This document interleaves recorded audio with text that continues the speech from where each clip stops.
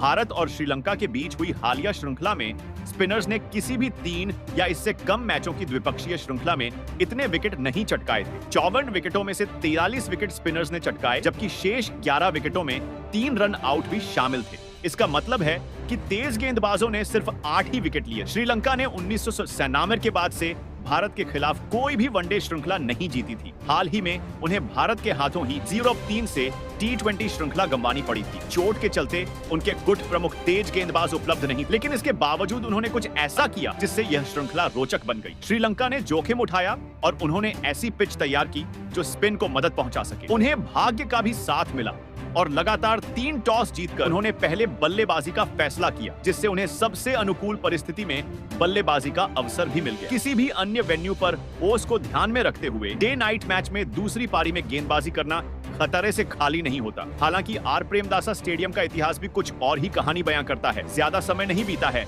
जब इस वेन्यू पर ओस के पड़ने या ना पड़ने पर भी डे नाइट मैच में चेज करना लगभग असंभव सी बात हुआ करती थी। शाम के समय सतह पर नमी आ जाया करती, जिससे तेज गेंदबाजों को काफी मदद मिलती थी। 2011 वर्ल्ड कप से एक दशक पहले तक इस वेन्यू पर खेले गए 45 डे नाइट मैचों में से 32 टॉस जीतने वाली टीम ने जीते। हालांकि वर्ल्ड कप से पहले वेन्यू के प्लेइंग सरफेस को 3.5 फीट ऊंचा किया गया था और नतीजतन श्रीलंका ने वर्ल्ड कप में अपना क्वार्टर फाइनल और सेमीफाइनल का मुकाबला छेज करते हुए जीता था। इतिहास की इस घटना का सबसे बड़ा सबक यही है कि आपको इस बात की चिंता करने की आवश्यकता नहीं है कि अगर आप एक ड्राई पिच भी तैयार करते हैं तब भी शाम के समय ओस पड़ने पर बल्लेबाजी के लिए आसान हो जाएगी। श्रीलंका ने अपनी रणनीति के अनुसार ही गेंदबाजी की और भारत को तीनों मैचों में तेज शुरुआत मिलने के बाद भी मेजबान टीम उसे रोकने में सफल हो गई। हमारे पास इस तथ्य को स्थापित करने के लिए डेटा नहीं है, लेकिन मैच के दौरान कमेंटेटर लगातार यह कह रहे थे कि खेल बढ़ने के साथ साथ पिच से टर्न भी काफी मिल रही थी। हालांकि स्पिन को खेलने के तरीके में भी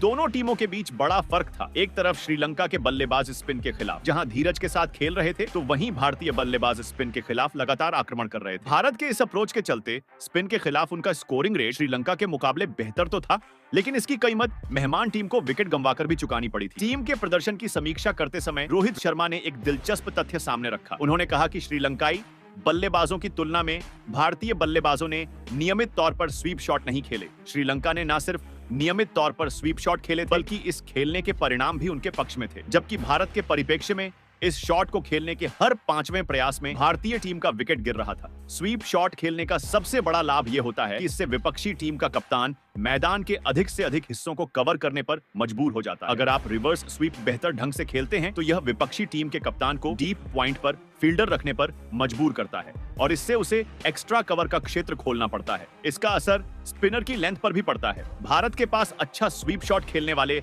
अधिक बल्लेबाज नहीं रहे। भारत को इस श्रृंखला में सबसे ज्यादा चीज जो परेशान करेगी वो है कोहली का 2 बार फ्रंट फुट पर स्टंप्स के सामने धरा जाना, जब वह गेंद के पास तक नहीं पहुंच पाए।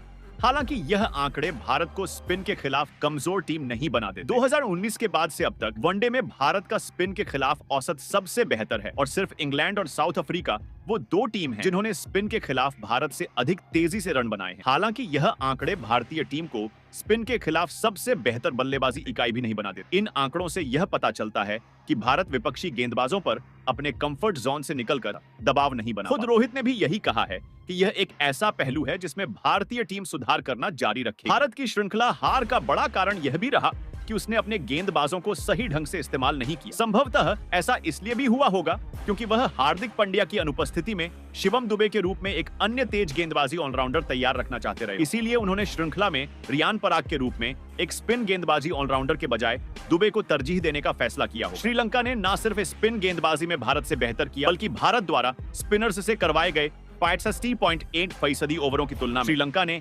82% ओवर स्पिनर्स से करवाए। हो सकता है कि ऐसा इसलिए हुआ हो क्योंकि दूसरी पारी में परिस्थितियां स्पिन के लिए अधिक अनुकूल थीं, या फिर यह भी हो सकता है कि भारत दूरगामी सोच को पूरा करने के लिए छोटी कीमत चुकाने का फैसला किया हो।